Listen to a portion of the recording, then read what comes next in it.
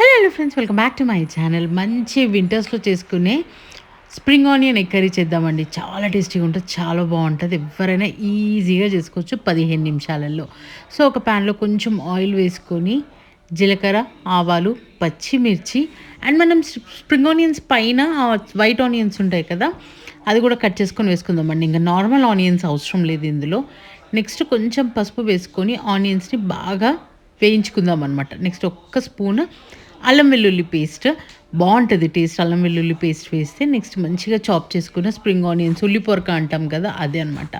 అది కూడా వేసేసుకొని ఇది ఒక 2 to 3 మినిట్స్లో వేగిపోతుందండి. దీనికి ఎక్కువ టైం పట్టదనమాట. జస్ట్ ఆ ఉల్లిపాయలు అల్లం వెల్లుల్లి పేస్ట్ వేగడానికే టైం పడుతుంది. ఇది చాలా ఫాస్ట్గా అయిపోతుంది. అండ్ నిజంగా రోటీలోకి, రైస్లోకి, దేనిలోకైనా సూపర్ ఉంటే సూపర్ అనిపిస్తుంది అనమాట. నెక్స్ట్ ఉప్పు కారం కూడా యాడ్ చేసేద్దాము. కొంచెం ధనియాల పొడి వేసుకుందాము టేస్ట్ కోసము. కావాలంటే జస్ట్ కొంచెం స్ప్రింకిల్ గరం మసాలా వేసుకోండి. నేనైతే వేసుకోవట్లేదు. ఆ న్యాచురల్ ఫ్లేవర్స్ అట్లుంటేనే నాకైతే నచ్చుతుంది. తర్వాత మీకు కావాల్సినన్ని ఎగ్స్ వేసేసుకోండి.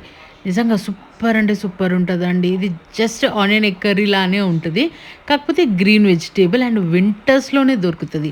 స్ప్రింగ్ ఆనియన్స్ తినడం వల్ల మన స్కిన్ చాలా హెల్తీగా ఉంటుంది. మనం ఎప్పుడు యంగ్గా కనిపిస్తాం అనమాట. సో మనం ఎప్పుడు యంగ్గా కనిపించడానికి ఇది రెగ్యులర్గా వీక్లీ వన్స్ ఆర్ ట్వైస్ తీసుకోవడం అయితే చాలా చాలా మంచిది.